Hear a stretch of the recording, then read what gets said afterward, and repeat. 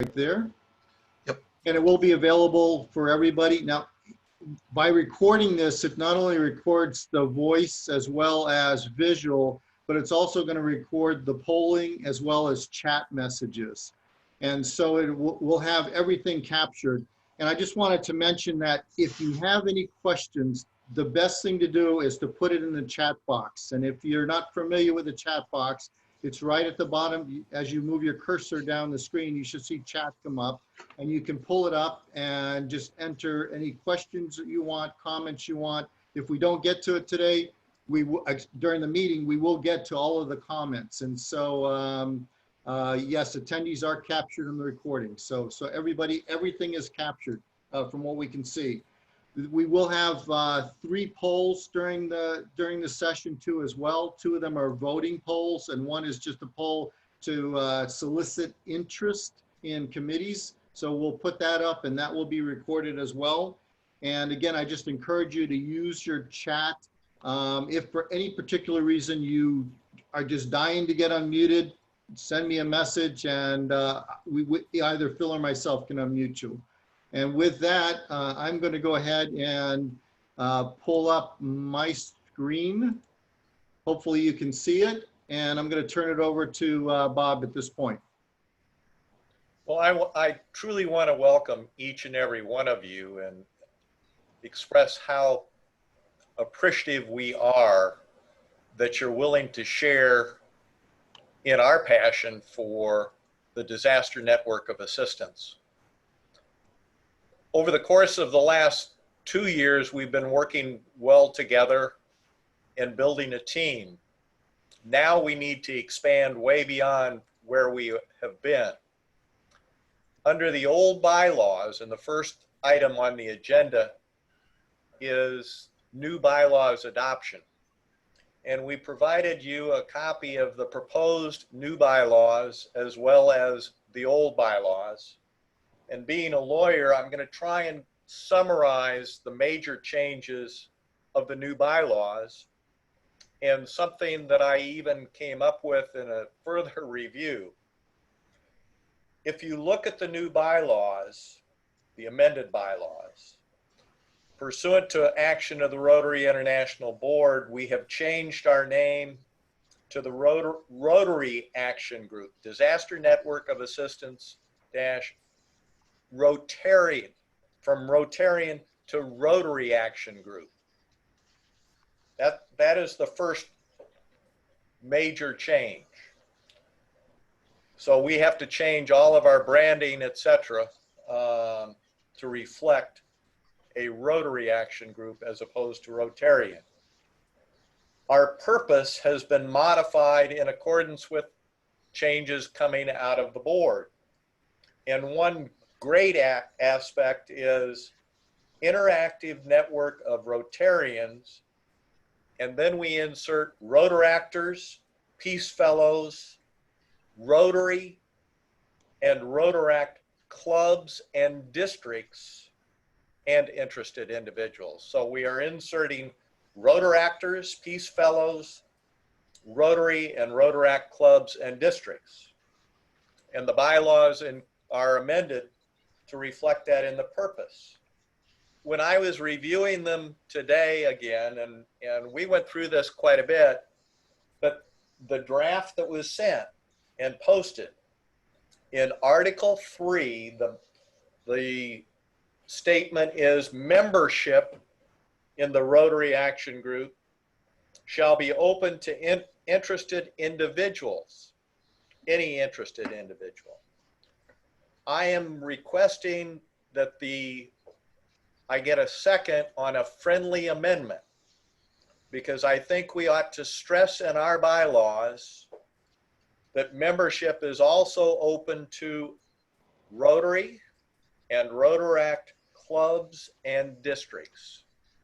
So I would request a friendly amendment. In other words, we don't have to republish, and we are reinforcing what we said in our purpose coming out of the International Board's actions, that, quote, membership shall also be available to Rotary and Rotaract clubs and districts. And so I'd look for a a friendly second. Phil, would you be willing to do that? Yes, I would, Bob. Okay. Now, if you have a question on it or you feel that it is out of line, then if you could use the chat and let Jeff and John know, and we will come back. But if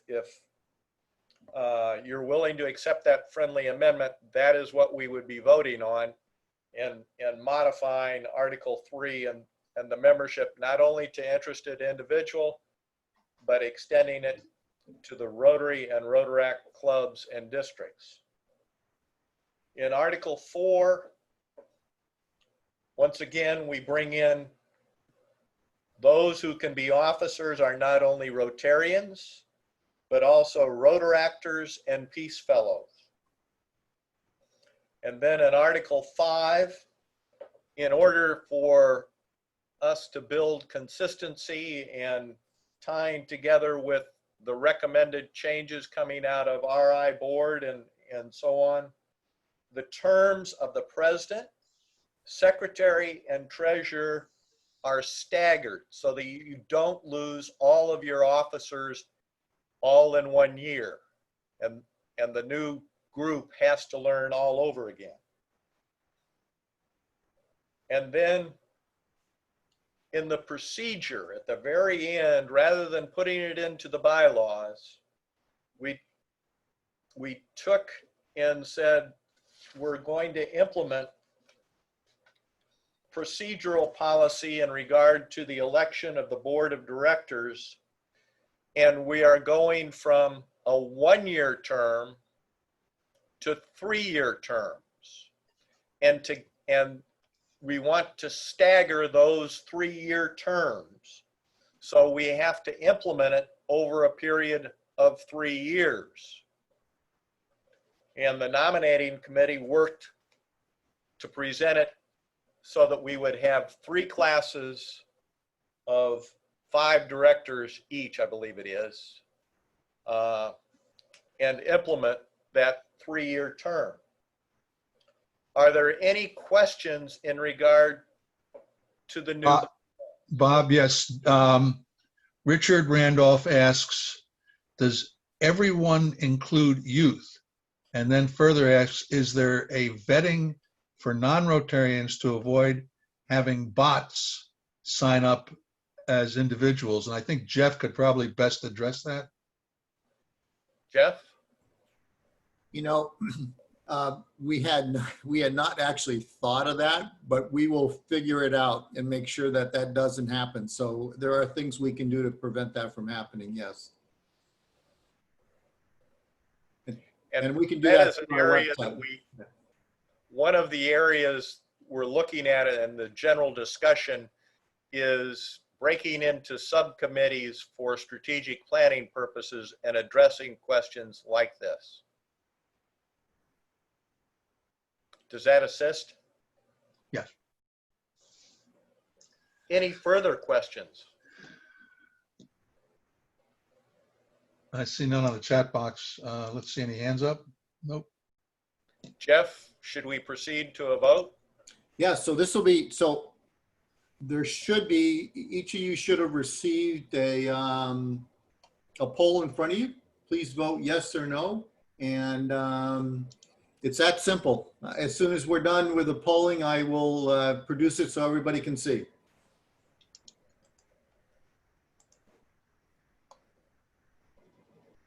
We need just 7 more votes.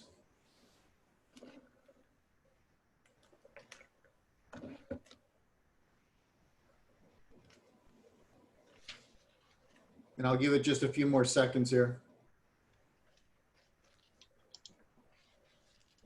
Okay.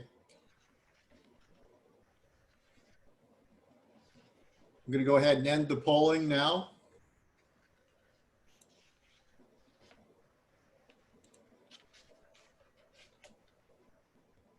And hopefully you can see the results. So 100% yes. I appreciate. And I think it's all for the good and for the expansion of the role of DNA RAG. So I appreciate that. and the results were shown at 100%. Yes. The next item on the agenda is the results of the election, and I just, at this point, to expedite the process, rather than calling on Phil to go through the ballot and how we arrived at it, he and his committee really reached out to all of our membership, and we were very, very pleasantly surprised at the number of people who stepped forward and said, we want to be on the board. We want to play a part. We had well in excess of those who could fill the board slots, and we expanded the board this year. But we came back and we said, okay, we're going to be forming, or the new board will be forming, an advisory committee.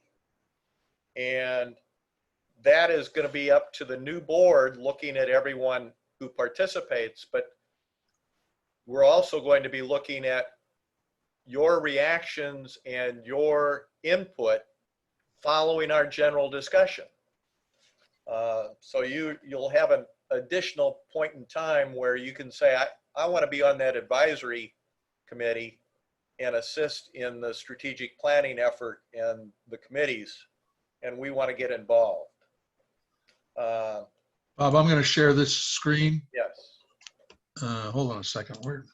Hold on. What did I do? You got the screen up? Yes. Okay. Director's election. Yes. We had 31 votes yes and 5 votes to approve all. It was pretty much unanimous. Here's the 3-year terms, okay, with the number of votes per person, the 2-year terms, and the 1-year terms. So we got pretty color graphs and everything else. Thank you, Jeff. Any questions on this? I mean, it was pretty straightforward. The only question that we want to make sure that people understand is those people who we had approached about board positions who are not currently on the board, certainly we will be talking to you about, as Bob suggested, the advisory board or very specific committee assignments. One that we're really keen on working on is the strategic plan. So technically, under our bylaws and procedures, the election results were finalized prior to this Yes. meeting, and we are merely reporting the results to you. The next item on the agenda are the minutes for the 2019 meeting. And what I would ask, rather than having a formal vote, is you've had an opportunity, those were circulated and posted. Are there any amendments or changes? And if there are none, then we could move in effect that there is consent to approval of the minutes. So using your chat, if you have any amendments that you would like to see made to those minutes, and they are very summary in nature as to what took place in Hamburg. There were no dramatic actions taken. Are there any comments made through chat, Jeff? I see none, Jeff. I don't see any. Bob. Okay. Then the chair would, in effect, indicate that by unanimous consensus that those minutes are approved and we can move forward. The next item on the agenda are the financial statements. And this is one where we need to act over the course of the next year to provide more input and data breaking out between our 501c3 restricted funds and our general funds raised through dues that are available for workshops and other expenses, general operation expenses of the Rotarian Action Group. the bulk of these funds, all but about 20,000 of the 714, are in the 501c3 restricted for Dorian relief, Puerto Rico relief, and is there another one, Phil? Off the top of my head, I can't. No, I mean, we've received, as you know, Bob, we received $60,000 recently, or 64,000 from the Rotary Foundation for Puerto Rico. We've received funds from a DAF in North Carolina to the tune of $246,000, give or take, for, and pardon me for rounding, but for Bahamas relief, very specifically for Bahamas relief, which, and that could either be in Grand Bahama Island or Abaco or wherever. We're waiting on requests from the disaster committee in 7020, 7030, and 6990 for projects so that we can release funds. Our hope is that next year we would have two separate accountings in effect, one for the 501c3 outlining specifically where each of those funds is that we have accepted, and one for a separate operating account for the DNA RAG itself. Once again, turning to chat, if you have questions on those financial statements, if you could raise them at this point in time. Bob, do you want me to go down to the second page of this too? Randy has raised the question of what did TRF contribute? They had they were sitting on funds for Puerto Rico, and Barry, you'll have to help me here, Bob, for a couple of years that were not used after Irma Maria, and they were unwilling. They wanted to get it off their books, I think. Barry, you're oh, that, Phil. Hold on a second. Barry, you want to unmute yourself? Yeah. Just what happened was the Rotary Foundation is trying to close out all donor advised funds having to do with disasters. And I opened about 6 of them, and they told me, please don't come near them again. But so they moved the Puerto Rico funds to you guys so you could allocate it appropriately.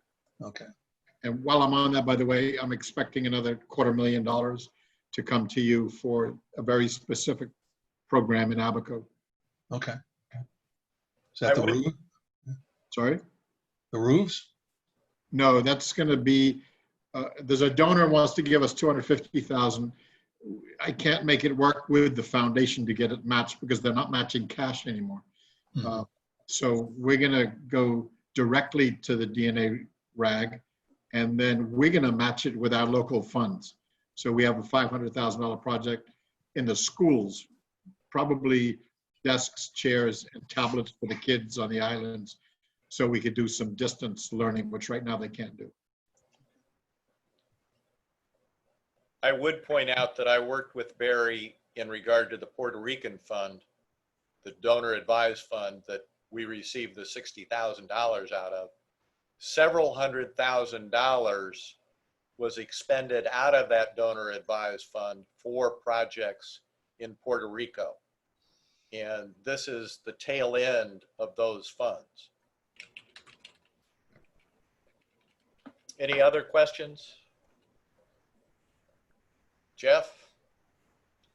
Anything on chat on that? I do not see anything at this point. Okay, I'm getting a little adjusted so I can get into chat. So. Okay. No, we're good. Ira, did you want to say anything? Oh. Oops. It's a nice feeling to have a lot of money in the bank. Okay. I was just surprised when we, that we received a lot of money this year, but we haven't really spent it. you know. But I know that we're going to probably spend a lot this year. Barry, you're muted. Yeah, what happened, because a lot of those funds are for Abaco and Grand Bahama. And we're working on projects, and then with COVID-19, the borders got closed down. So we've been unable to complete the planning to get the right projects in the right place. We're right now doing due diligence on 10 different projects. And as soon as we're comfortable that we have all the right details and we can monitor them, then we will be coming to you to get and deplete your funds so we can use them on the islands. So we're getting closer. The problem is we just had this uptick in COVID-19. I'm just hoping they don't close the border again, and that'll stop us again. Barry, let me correct one thing you just said. Okay. They're your funds, not our funds. Well, I appreciate that. Yes. You're holding them for us. I appreciate that. Got that. Thank you. Thank you, boss. As long as we're on that, and I realize I'm going to talk a bit about our accomplishments and so on. Michael Tarragon and others, but Michael in particular, has produced an app which allows us to track all of the actions in regard to expenditure of those funds. And we adopted a policy at the board level that any funds that we receive through our 501c3 entity must be distributed utilizing that app or something similar so that we can track and exercise our fiduciary responsibility to the donors so that we know that they're properly expended. And that app it's on our website, I believe, at this point, now posted, and it's outstanding. But we felt we had a fiduciary obligation to monitor the use and expenditure of those funds. And so that was a new direction that we were imposing. Bob, may I add one thing? It became, excuse me, the United States government, under the Patriot Act, is very, very nervous about money being shipped overseas. And we, for Irma Maria, sent $681,000 to various projects that Mike Terralong's app helped us track. The Office of the Comptroller of the Currency, which is part of the Department of Treasury of the United States, Big Brother is watching. And I was getting phone calls from our bank, PNC, they were getting calls in their Pittsburgh, Pennsylvania corporate office from the Comptroller of the Currency.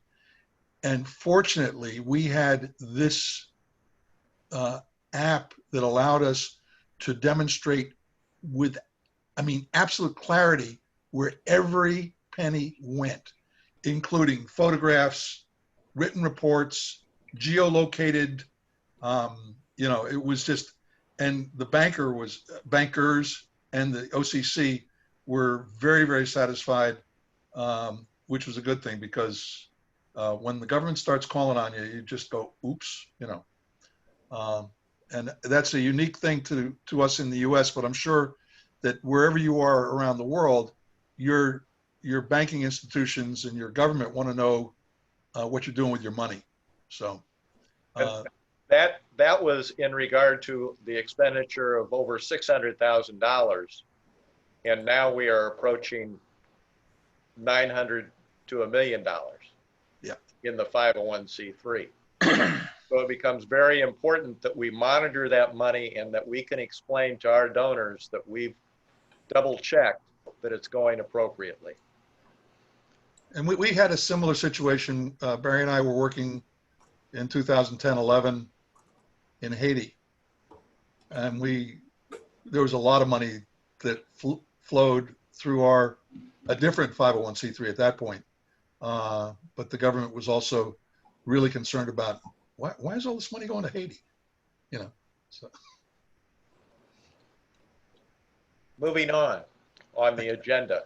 If there are no other questions, or if you have questions, I'm not. Mike's got his hand up. Michael? Unmute yourself, bud. Hey, Bob, thanks. Just to clarify, you've been so kind to raise my name with the app.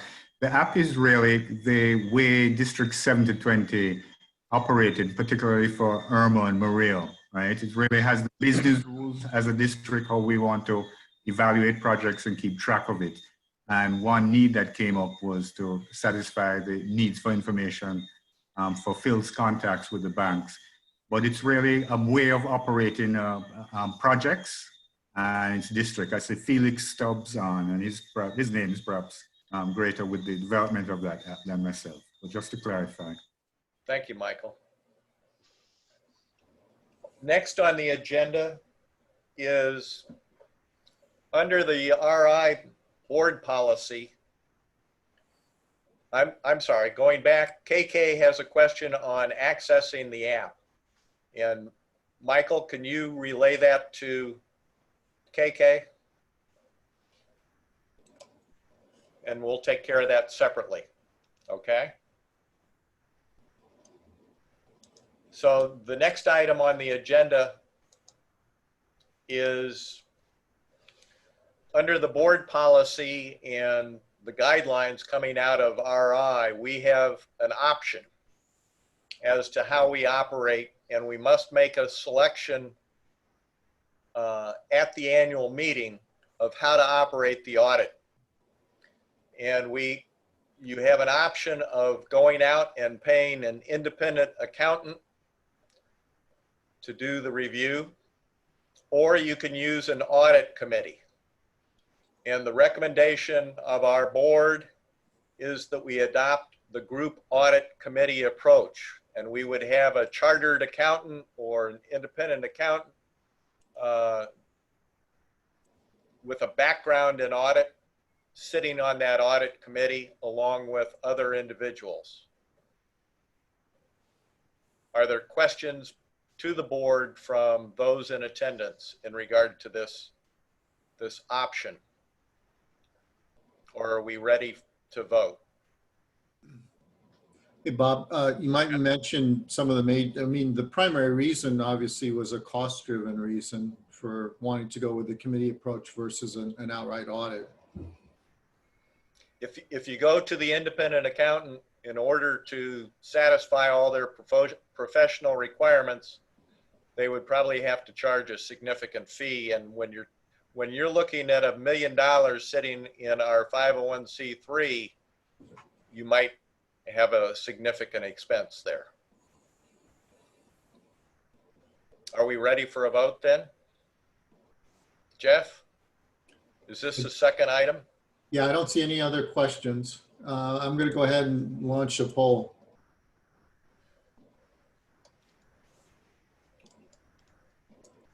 Did the poll show up? Yes. Okay, thanks. Yes, okay.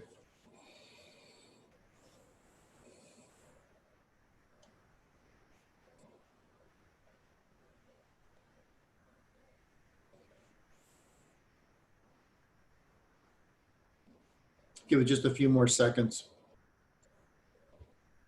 Actually, we've got everybody has voted now.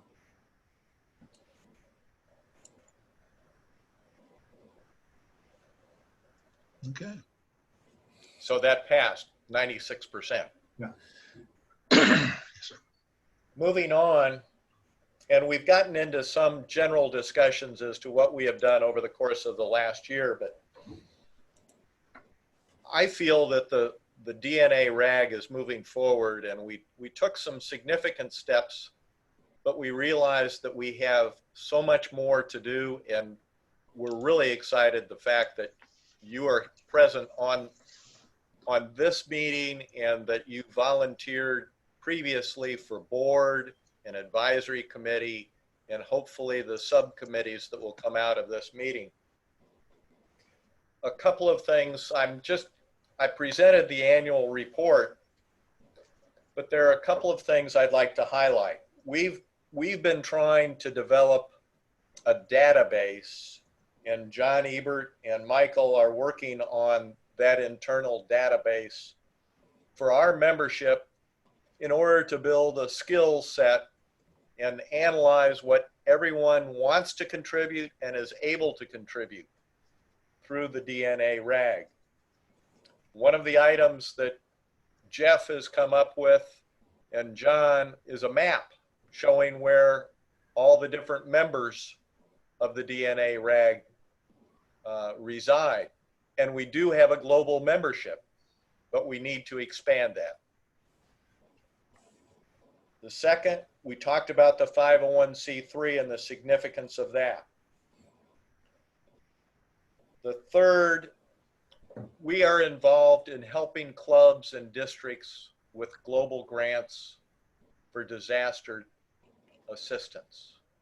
And we have worked with clubs and districts. And if you have an expertise in regard to that,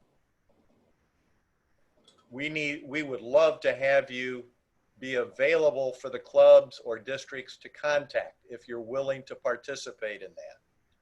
We'd like to build that skill base rather than just relying on 4 or 5 people that have done it in the past. If we have people spread across the globe that have experience, once you've operated in that area, it's a special set of language that you use and method of presentation. So we're looking for assistance. I outlined all the different meetings that we were at, such as Hamburg, the Zone Institutes or Summits as they're now called, the Peace Conference, and district and club meetings. And we need to tell our story. We need to generate others to share our passion for what Disaster Network of Assistance can give. So if you're willing to share your expertise and your passion, whether it's in your own club or within your district, or maybe it's even within your zone, we would love for you to volunteer and approach your district governor and your sitting director.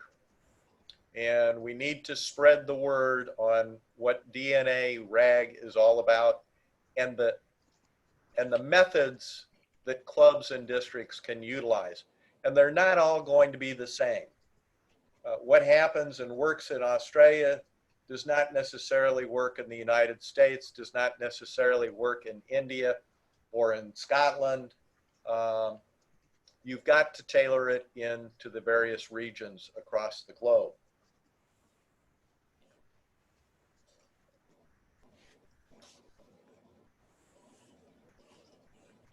One item that we touched on within our executive committee recently was DAC-DB has a disaster module. And we've touched base with them and are looking to coordinate with them to the extent possible and using that disaster module as a tool to assist clubs and districts. Our whole function is to help individuals in need, and this module may be an effective tool. We are still communicating with them. And with that, what I would like to do is compliment the board for last year. I think we have come a long way. Our membership is growing, but there is so much more that we can do.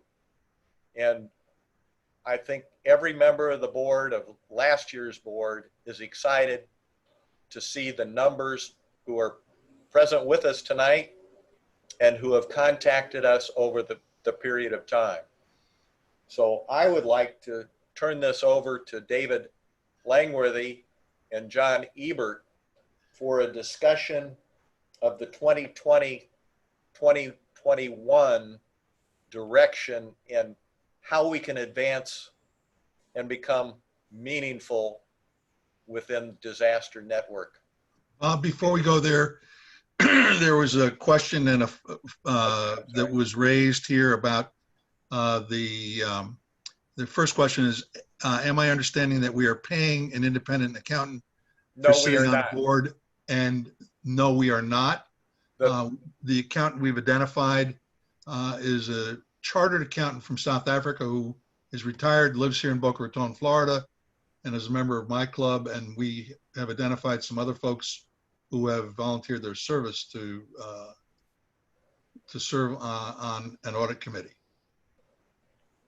I think the option, as Jeff and Phil and I are talking about, that we voted on, was you can go out and you can hire a separate independent accountant to do your audit, and maybe you'll get it at a very low rate, but you're now talking $1 million flowing through the 501c3, and the liability imposed on that professional is going to require him or her, in order to get covered in regard to malpractice and other issues, to charge a significant fee.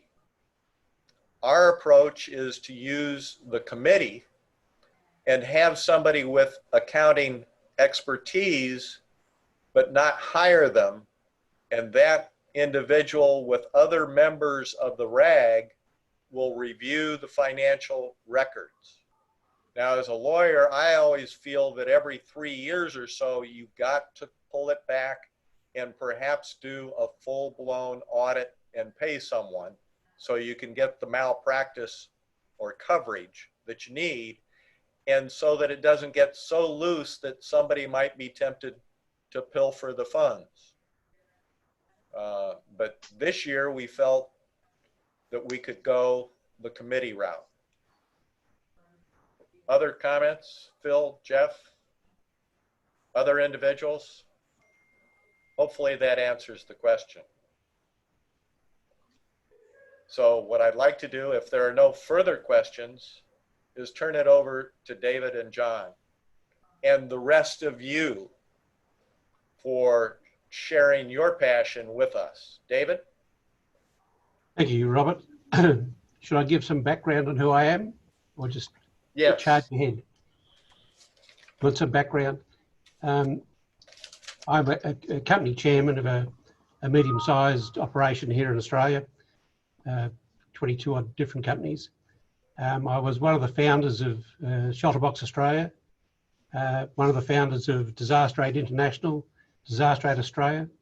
I was involved in the foundation of Disaster Aid Brazil, Disaster Aid Malaysia, and that all started in 2003. So I've got 17 years experience in the disaster area. I resigned from Disaster Aid Australia in November 2018, and have only, in the last 12 months, got involved with the DNA RAG. The board asked John and I to look at developing a strategic plan for our RAG. And so we've developed a framework which is up on the website. And we were looking at it from the perspective of where we want our RAG to be in 5 years' time. So I'll just run through the elements of it. It's a vision. The vision would be a global network of committed Rotarians who have expertise in disaster, global grants, training, communications, marketing, available to assist regions, zones, districts, areas, clubs, a single point of contact connected with Rotary International, the Rotary Foundation, government bodies, NGOs, and UN, and first responders. One of the issues that governments have in dealing with Rotary, there's not one point of contact. So when there is a disaster, they're contacted by a number of district governors, a number of clubs. Ideally, one point of contact would make it much more efficient. And I see the RAG being ultimately being that one point of contact when it becomes in relation to disasters. And we also need an advisory board. An advisory board, and my preference is one that's past RI directors and foundation trustees. So we have a a network connected to RI and the foundation. And if you look at Rotary as an organisation, you know, there's 1.2 million volunteers, 30,000 clubs, branches. We are better at Rotary, if we can coordinate our efforts, is much better set up than any other organisation in the world. And if we can coordinate our activities, assist in the coordination of disaster response, we can make a significant difference. Every time there's a disaster, Rotary gets involved. Imagine if we get involved globally. We can really make a difference. So looking at the RAG, one of the things we've got to develop a logo, and that's sort of in train, something that just says who we are, something that's very trendy, attractive, very similar to what WashRag have done. They've got a very good logo. And we need a byline. And a possible byline would be simply disaster assistance, we connect the dots. And we need committees to do all these things. We need committees in the disaster preparation. And it's like at frequent disaster information, updates, situations, all the things that we need to do. We need, it says disaster relief management, really project management. When there is a disaster, people with project management skills. We need people with funds management skills. Pretty straightforward. So we need these committees, a disaster preparation committee with possible subcommittees, project management, finance committees, a legal committee, membership. Ideally, we need to grow our membership, and John has suggested 23 members by 2023. Sounds pretty good to me. And it is achievable if we do it, you know, how do you eat an elephant? One bite at a time. And if we set out, put a plan in place, have the right people involved, we can achieve it. And we really need to have people involved in every region, every zone, every district, every club. So we need people, we need help to recruit new members. A public image committee, somebody with strong marketing expertise, advertising expertise, communications, social media skills. There's a lot of areas where we can push out information and have a website where people can pull information from. Secretarial, strategic planning. There are areas where we need expertise, and we're looking to you there, anybody that has any interest and expertise in any particular area, to put their hand up and get involved. John, do you have any comments? John Ebert.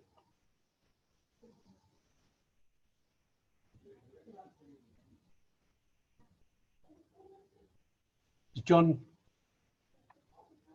Sorry, just a couple summary comments. You can see it's an ambitious plan.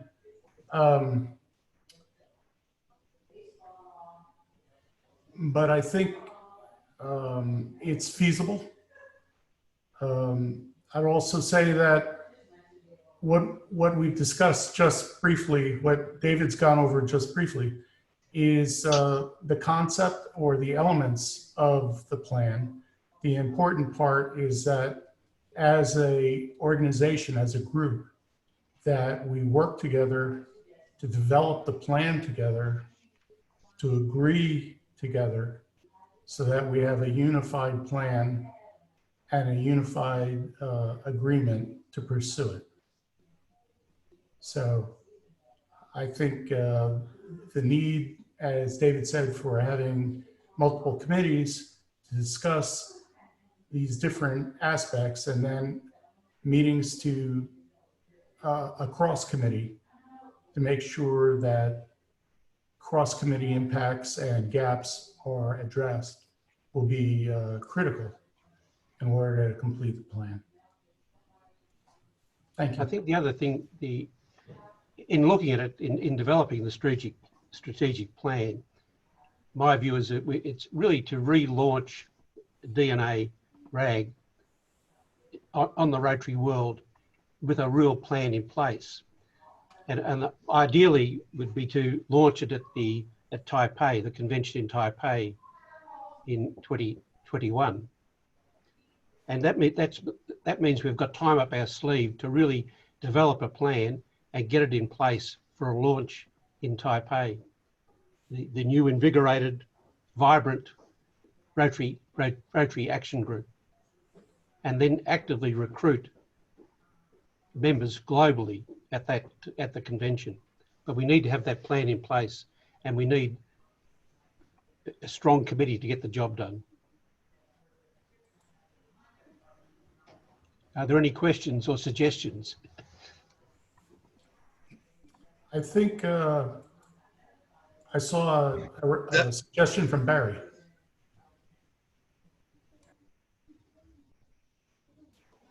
Yeah, Barry suggests one suggestion is to ask individuals to lead the effort in their district to get additional members. That's something we can all do. So I actually have, well, two things. One, if you have an interest in the committees, feel free to put your name and put it into the chat. But I actually have a poll that I'm going to try right now. And if it works, and there's a big question of if, you can actually select what committees you're interested in and submit it, and we'll have a record of it so we can follow up with you. And so let me go ahead and launch it, and let's see how it works. I've never done a multiple choice poll before in Zoom. So feel free to check any area you're interested in, and we'll have a recording of it. I'll give you a minute or two to look around.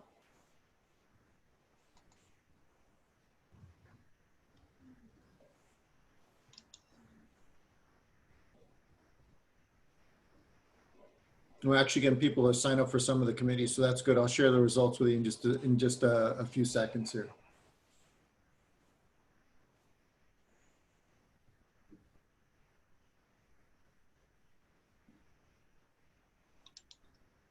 And so far, the only committee that nobody has signed up for has been legal privacy / bylaws. Bob, does that surprise you?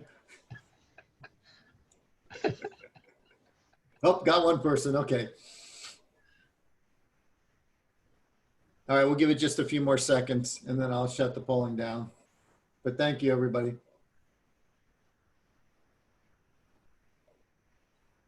Let me make a comment while people are voting. Sitting as a chair of a Rotarian Action Group or Rotary Action Group, there is a council of chairs of all the different Rotary Action Groups. And we have chatted as to the direction of that council. And the current chair, and I believe I'm the vice chair at this point, but we have talked of ascertaining 3 or 4 areas of concern mutually between different action groups and setting up webinars or chat rooms where we can learn from one another as to issues in regard to membership development, how they approach their finances and dues structure, those types of things. And I think those will, that type of coordination between the different Rotary Action Groups will assist us this year as the committees move forward, because I think we have a lot to learn from one another.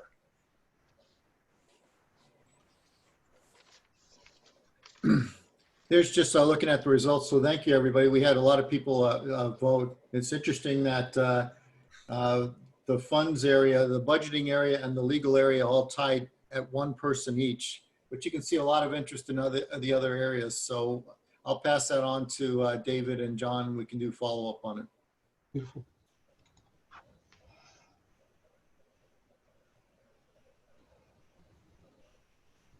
Bob, anything else in this area? Not unless David and John have any additional questions or comments. No, I think we've got the opportunity to really build a significant Rotary Action Group. I'd pose the question.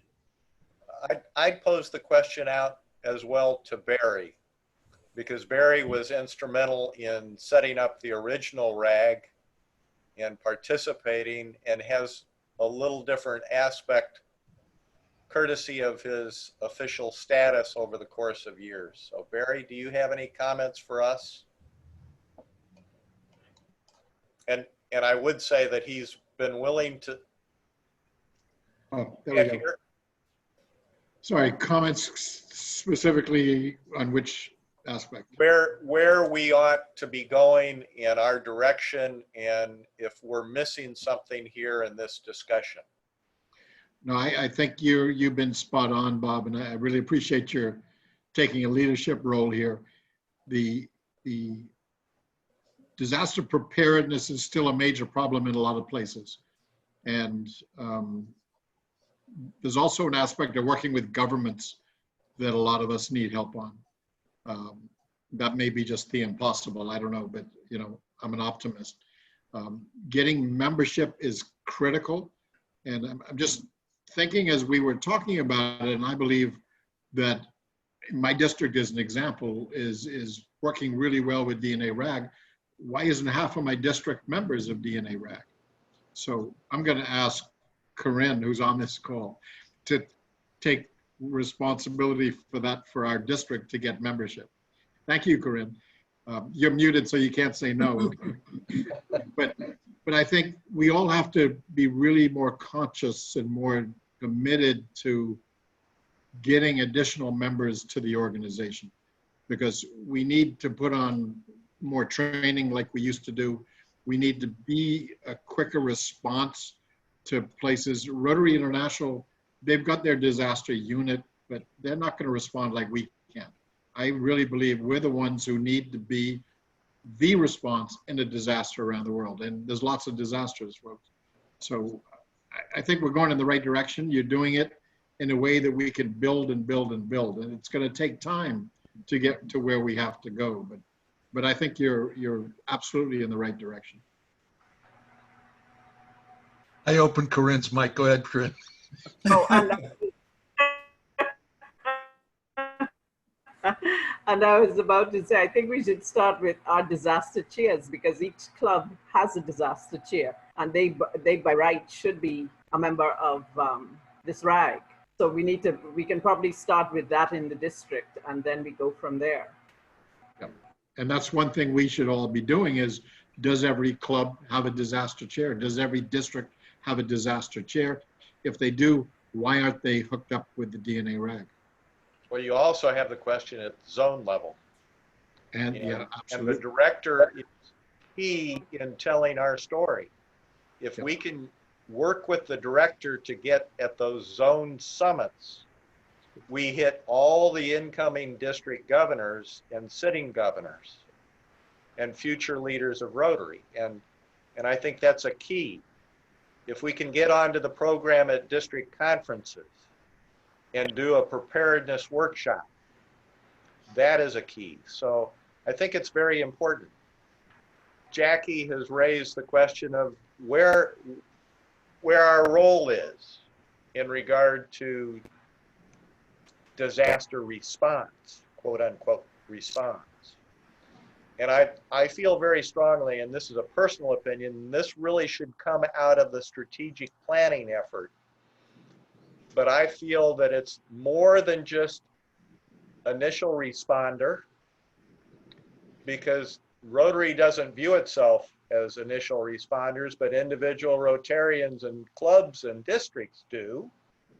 So we have to assist them, but we also have to gear it to long-term rebuilding. It's a flow. So it's not just initial response, disaster response, it's got to include the long-term rebuilding effort. And to do that, you've got to work with WashRag, you've got to work with economic development, all of the different aspects, and the different Rotary action groups have to be working together. But that is my personal opinion, and we ought to develop a very set role coming out of that strategic plan. that we're all on board with. Other, Jimmy Johnson had his hand up. Thanks, Phil. I've just finished a year as district governor, and recently, leading up towards the end, I was doing my best to encourage clubs to go for the citation. And one of the areas that they had difficulty with was the fact that not many of them were involved in Rotary action groups. So since I've got myself involved here, that's what I'm planning to do. I'm planning to advise them, because I'm currently advising. I've been asked by the current district governor to advise clubs on going for a citation. So I'll be advising them all to join DNA RAG as being involved in a Rotary action group to assist them when they're going for a citation. Randall Feldman, you can unmute yourself. Right. I just unmuted you. You did it. Thank you. Bob, I think you hit it on the head. I think a lot of the questions and direction will come out of the strategic planning effort. I would just urge us to, as we go forward with that, however we go forward with it, that we do get down in a comprehensive way down to the nitty-gritty. What are the tactics that we want to do? When are we going to do them? Who's going to do them? How do we follow up with them? How do we evaluate their success, and so on? I think once you put it in a comprehensive form and you have these things attached, then you're going to start to be able to see some real success. A lot of these things that we're talking about, membership, how we get it done, would come out of all of that. And we would say, it's not just this, but it's this group of things that we want to do by this date, and here's how we're going to get it done. I think that's really what needs to come out of the strategic planning effort. excellent. Other thoughts? I'm looking around. I don't see any hands, questions. Barry, you asked the question. Can I take this to the DG? Sorry. Yeah, sorry, I said that to everyone. I should have said that to Corinne. Okay. So, but what I was going to ask a question though, in this process, our relationship with and our connection with Rotary International and the staff there, are we working well with them at this point in time? Yes. I believe that we are. Yeah. Much improved. Good. Any Other comments? And I apologize, as an attorney, I was on the mic and I ran over, and I was hoping that David and John would have a little more time. But the number one thing is we've gotten your interests, and if they change or you think about things in the course of the next several weeks, let us know at the board level. We're going to be communicating with the new board so that we have a board meeting and we can structure. But that board, along with David and John, need to know where you want to act, not just in regard to strategic planning, but we're going to be setting up, I believe, audit committee and other committees for the board to review. And if you have an interest to assist, that's where we need your help. Other comments? And I'm looking at some new faces, and it's great to have you on board. And I'm just looking for fantastic things to happen in the next year. And I hope we'll see you in Taipei, and we'll roll out this strategic plan, and we'll reflect growth in our membership. If there are Omar, Bob, I just unmuted a couple of people. Omar, welcome. Where are you calling in from? I'm calling in from the Gambia, West Africa, District 9101. Okay. So we've got Australia, we've got Scotland, Gambia, we've got USVI, we've got Taiwan. Bill, Stephen, where are you from? Senate.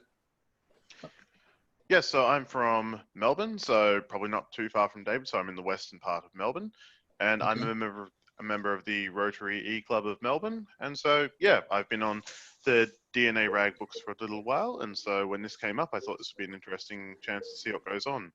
And in my volunteering life outside of Rotary, I'm also very heavily involved in emergency management in Victoria. So a very interesting way to kind of bring two worlds together. We also have a number of people from the Caribbean, from our district online. Yeah. Alan is from Taiwan or Taipei? Taipei? Did you say? Taiwan. I'm from Taichung, the center of Taiwan. Okay.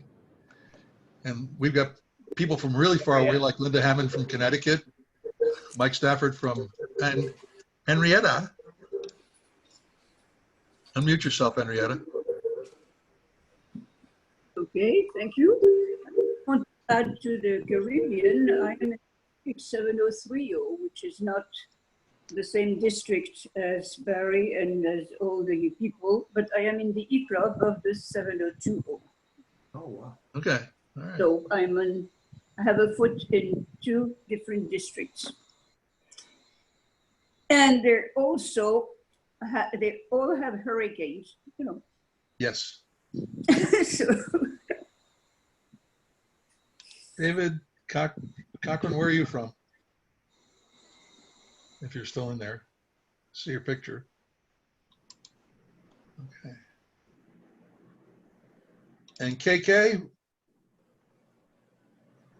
Hi everybody. I'm from Kuala Lumpur in Malaysia. Okay.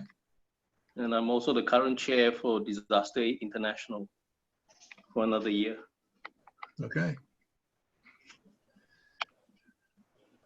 And I see some other friends, Felix, Vanessa. I see these guys every Tuesday morning. Jacqueline and yeah, Jackie's.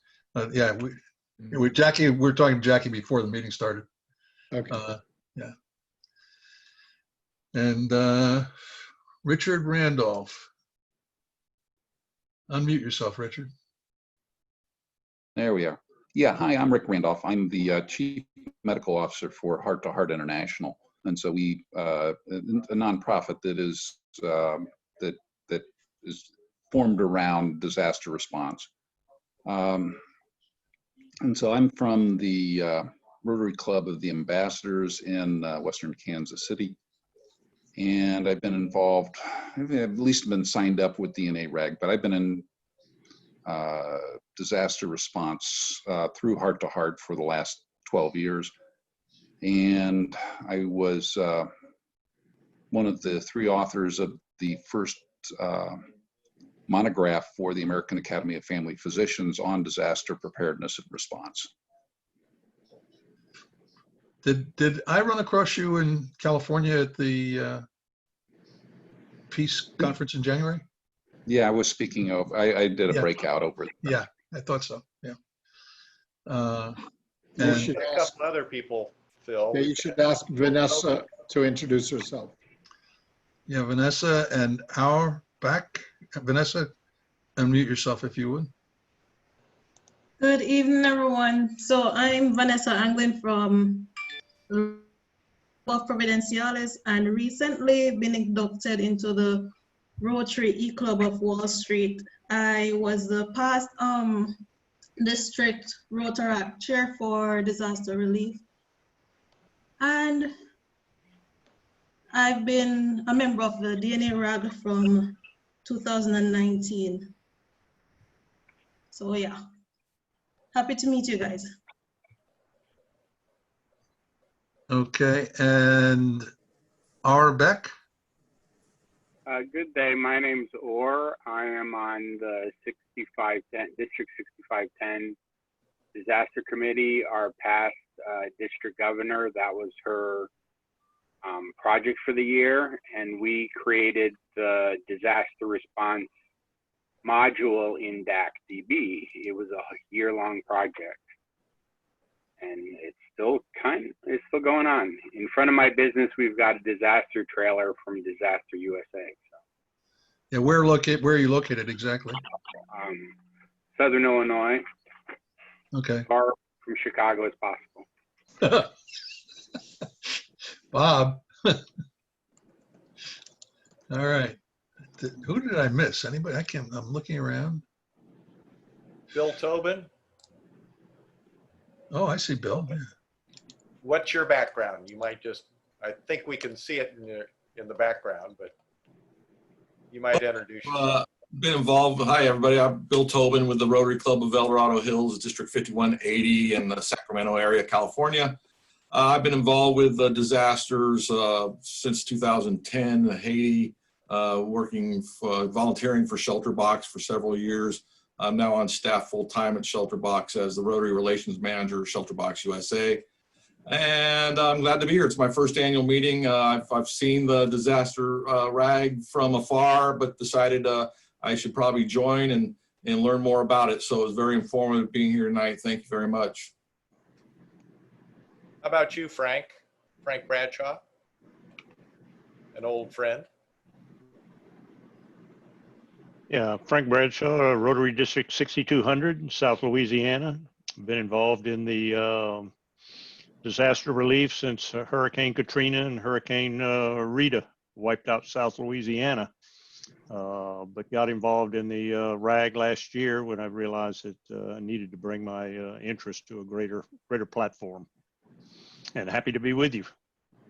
And you're just completing efforts in regard to updating your disaster plan within your district. So yes, that so we'll be helps happy to our workshops and everything else. Yeah, and we'll be happy to share that with whoever needs it.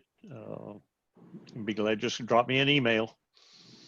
And Randy Feldman, you might give a little background and your profession and what you're doing at this point.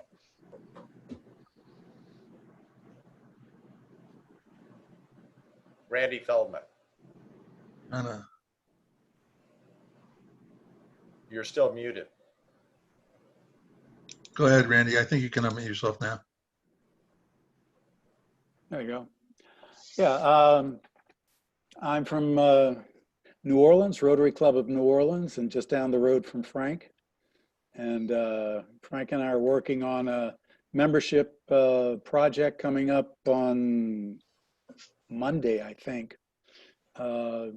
But I'm Assistant Rotary Coordinator for Zone 31, Rotary Club of New Orleans, past District Governor, and been involved with the DNA RAG for a couple of years because obviously being where we are, we also have a tremendous interest in disaster relief. That's about it. You have a little background in marketing since you ran the public broadcasting station down in New Orleans. Yeah, and there and around other places around the country, and did strategic planning for my station and previous stations for 35 years or so. So both membership and strategic planning are a couple of passions of mine. Phil, you might respond to Omar in regard to whether we're just in English or not. Phil, you and well, Mike Terrelong and I did a disaster preparedness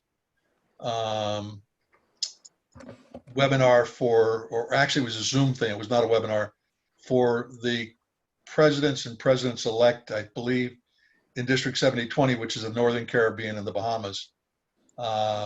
And 2 weeks later, we did it again we did it in French with the assistance. Actually, it was done by Claude Serena, who's one of the 3 disaster chairs in 7020. Claude is from Haiti. And then a couple of weeks after that, we did it again for the Rotaractors in 7020. And they speak a different language too. By the way, there was a note in the chat log that, Bob, I don't know how we want to address this, but in the bylaws, we talk about, I think I have to go back and look again, but does it refer to Rotaract clubs as being part of youth services because they're not any longer? Or youth program? I don't think our bylaws do not refer to youth services.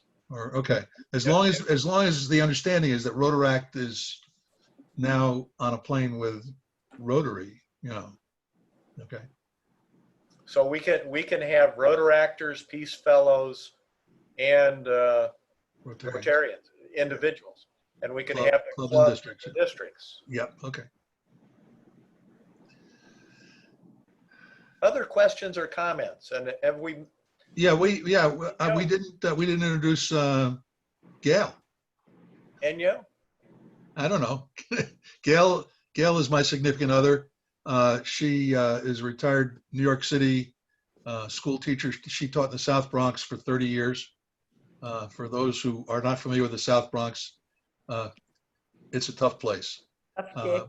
Gail was a music teacher and 38-year music minister in different churches, and still performs and sings and does all that good stuff. So. And now I'm the 6930 Interact and Rotaract chair. Very busy with that right now. Yeah. I'm just interested in seeing how I could even involve my Interact kids in some of this. I'm not sure that's possible, but certainly they're very willing to do a lot of things. So I'm sure that we could, certainly here in South Florida, they have to deal with hurricanes just the way all of us do. My sense is you could get them to take disaster plans home, you know. Anyway, and certainly Rotaract. Yeah. We need to get those people on board. Linda Hammond, go ahead. Hold on a second. Linda, make sure you can unmute yourself. I'm unmuted. Yes, you are. Well, in years past, my interactors, which are middle school, were involved with raising funds for the school in Haiti. And Barry was gracious enough to give us 10 Rotarians in support of Haiti pins for my middle school interactors that was St. Colette School in Pignon that they helped support with 7020. But I'm in District 7980 up in the Northeast. We don't have a whole lot of disasters going on, but I have a background in Red Cross disaster relief. I'm also the grants chair for the district, as well as VTT and global grants chair, and I head up Gift of Life, and a member of the WashRag. So very interested in giving a helping hand. I think I've been a member since 2010, and hope that we get together maybe in Zooms more often to keep the excitement going.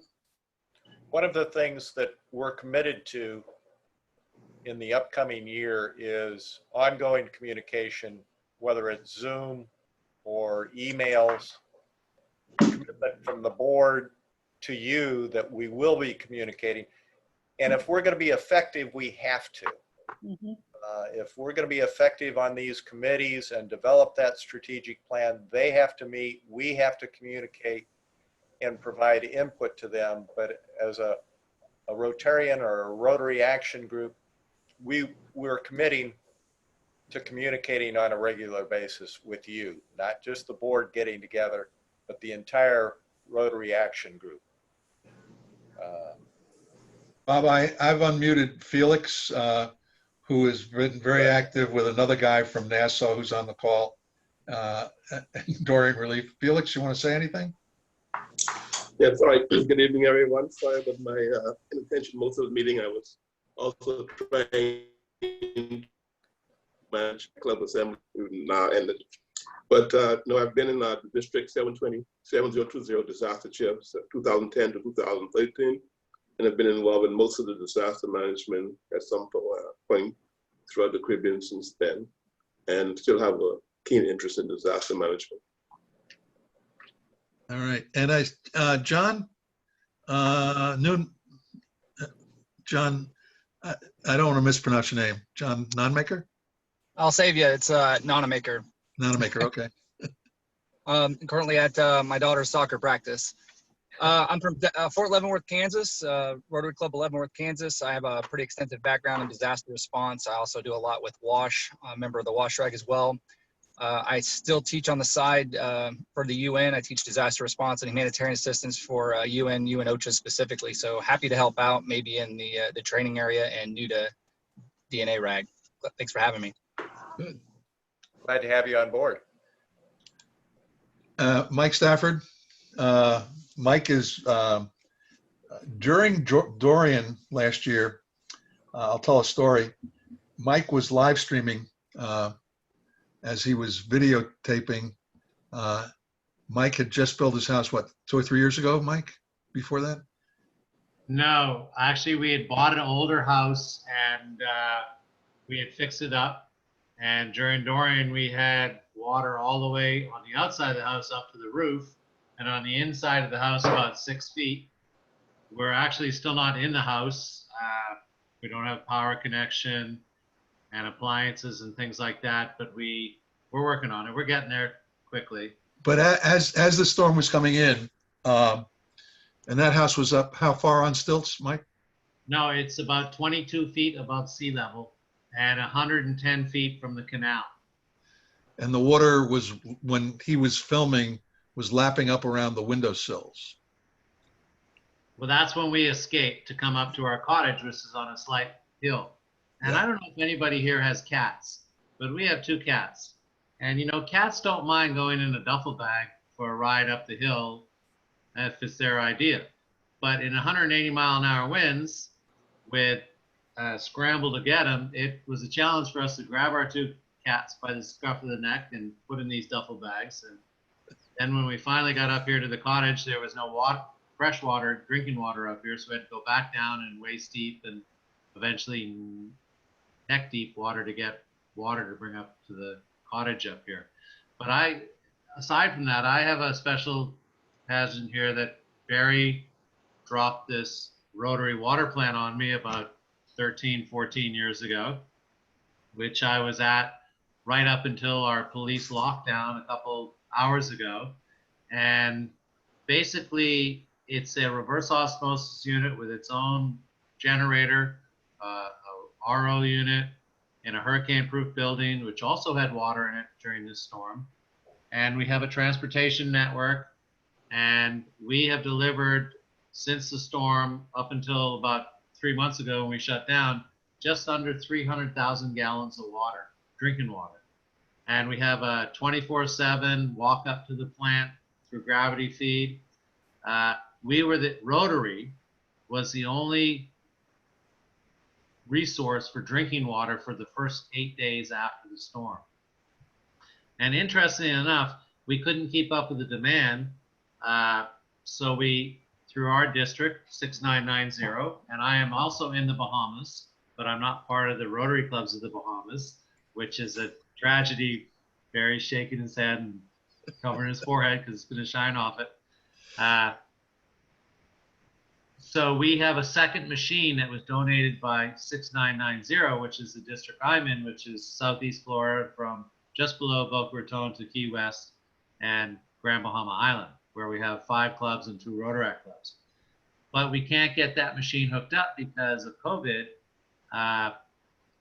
So I am basically hooking it up myself right now so that if we have another storm, I'll basically do a Zoom call or something like that, and they'll bless the startup, and we'll have our 2 machines, which will take us from 7,500 gallons a day to 15,000 gallons a day. So we'll be able to keep up with the need.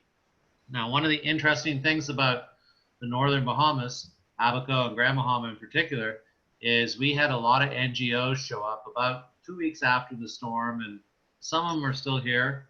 One insignificant is Israel Aid, which is a government one, and they brought hydrologists, which examined our water system. We get our drinking water through our tap here through the ground because we're a limestone aquifer. So they've discovered that here in Grand Bahama that the hurricane, the surge, which was up to 20, 30 feet in some areas, has opened up big pockets in our aquifer, limestone aquifer, and we're inundated with salt. So I sit in the house tonight where brackish water comes from my taps. All of our appliances are dying. You cannot use the water out of your tap because it's brackish. And it's going to go on for some time until some commercial RO unit comes in here and makes water for us. So that's actually something I'm working on for a private venture, but we'll talk about that in another thing, Barry. But if you have any questions about Grand Bahama or Northern Abaco, let me know. Just to add one thing, that water plant that Mike has managed incredibly well all these years was done with a global grant. Yes, it was a global grant through District 7020, which was the driving force, and along with 5280, which is the greater clubs of Los Angeles, which includes Beverly Hills, and there was a Bahamian Rotarian in one of those clubs, Miles Pritchard, who contacted Barry, said we wanted to do a grant for a water project, and this was during Wilkinson's year as president. He was from Denmark and Sweden, and his focus was on water, I guess water and sanitation. He wasn't thinking about RO units. He was thinking about just getting water to the general public in the world, because so many people die every minute, children, of poor water and sanitation. That's a whole other subject. Other individuals that we haven't heard from, and Alan, we were chatting at the outset of the meeting, but I don't know that everybody was online at that point. And what's your background and your passion in this area? Alan Chen, I'm from Taiwan. I'm the cadre, the TRF cadre. So I can see actually the cadre policy try to connect with Rotary Action Group. So in participate this meeting, I see a lot of opportunity, and I just finished my Rotary Leadership Institute class. We have several level. We are in a graduate level, and I can see there's a lot of fellow Rotarian talking about Rotary Action Group, and from the Rotary award, the club placed a mission to encourage Rotarian participate. Rotarian Action Group is one of the main targets. So I see there's a lot of exciting move from this conversation. Thank you. David, have we heard from you? Your thoughts, David Cochran?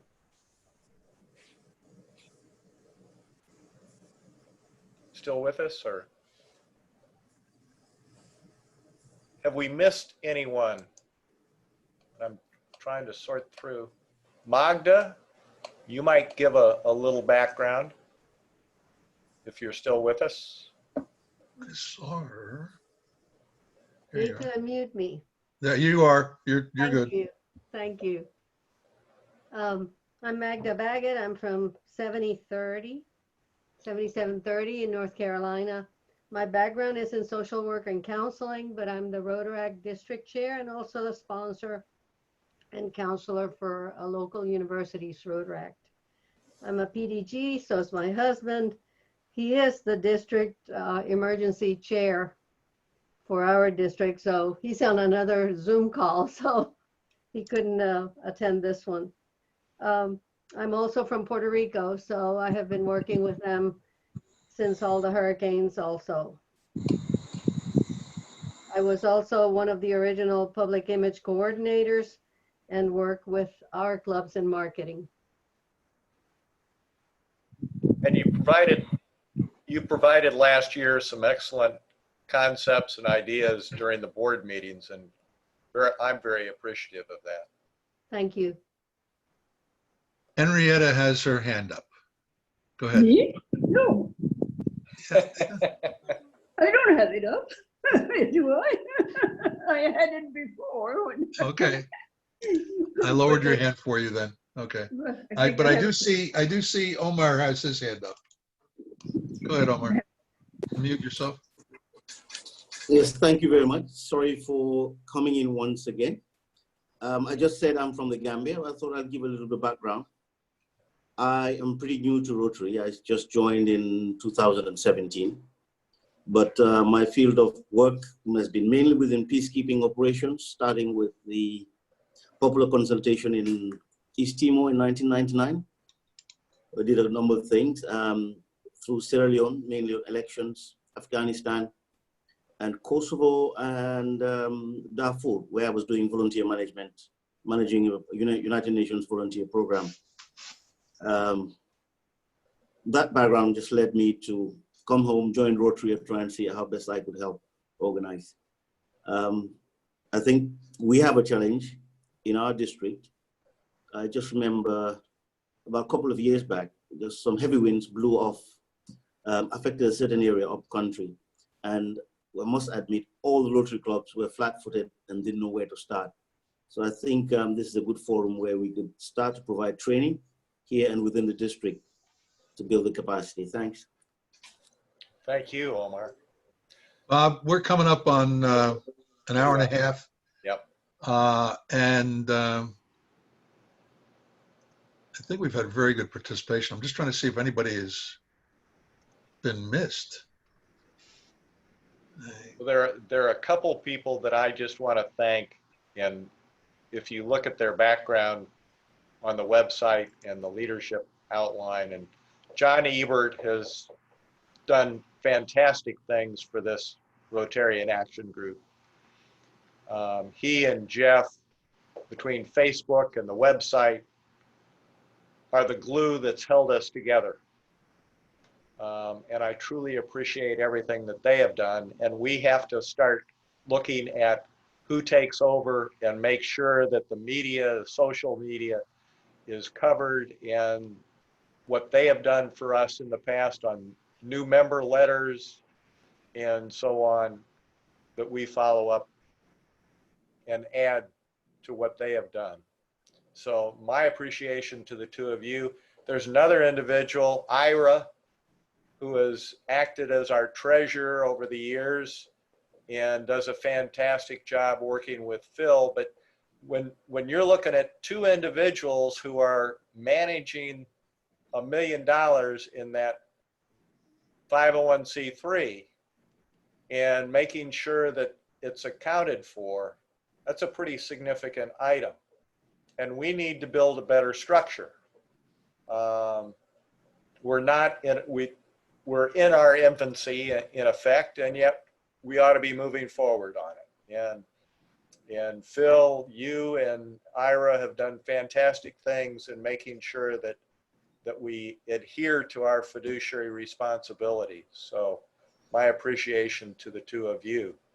Have I missed anybody? Well, Bob, I did just unmute. Eno, is that how I'm mispronouncing it, sir? Enio? Wait. Enio, yeah, from Brazil. We spoke briefly prior to the meeting, but welcome, and we look forward to working with you. Oh, thank you. For us here is a special, very special moment to be here tonight together with some amazing people. And we are here from South Brazil, District 4740. And I have been working since 2017 in Disaster Aid Brazil.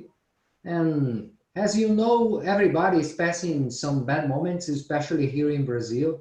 We are in the worst moment of the pandemic time. But here we are working together with the Rotary Foundation. And I believe in a few months we will be living in a better world. Yeah. Hopefully, yes. Hopefully. Other comments? Henrietta is now back, yes, with her hand back up. Yes, because I noticed I had introduced myself at some point, but I think that my friend from the same club, Jackie Heiliger, has not been introduced since I have been there. Have you spoken with her before or what? We spoke before the meeting, but Jackie. And unmute with yourself. Michael. Yeah. And with Michael Terlong? Yeah. Okay, so I can say hello to the people I know and hello to all the people I didn't know and I have met now. So. Hello, Jackie, Henrietta, and thank you very much. Jackie, do say hi to Richard and Rupert, please. I do. I will, rather. I certainly will. Okay. Mike Terrell? You've heard enough from me. Good evening, everyone. I mean, the people I know for There's a bunch time. of people. There's a bunch of people on this meeting that that we see pretty regularly, whether it's Vanessa or Felix or Mike Terrelong, Mike Stafford. I'm looking around the room. The guy from Bahamas there. What's the name? Barry. That one I know. Yeah. So we have some real. You know who we didn't hear from is Barry Smith. Barry Smith, are you in there? If you can unmute yourself, I don't know. You may have taken a snooze. There you are. Barry. I'm from Nassau, Bahamas. I was on the ride for 2 years. I joined in Canada. I got at the convention.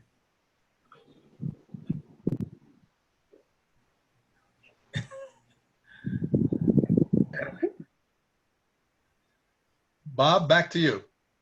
Well, I think we're set, and Jimmy is probably asleep at this point.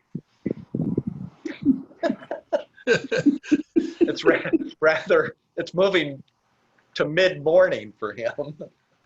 But once again, I appreciate everyone, and we are making a commitment to communicate with you on a more regular basis, and I'm excited about the future of this Rotary Action Group.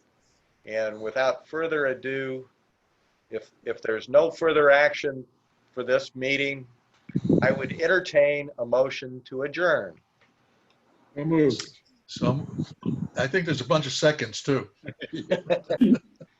We are adjourned. Thank you, everyone. Good night. Good night. Thank you. And I look forward to working with every one of you. Goodbye.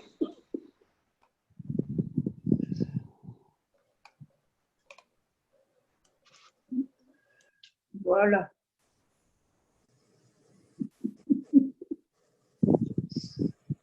All right.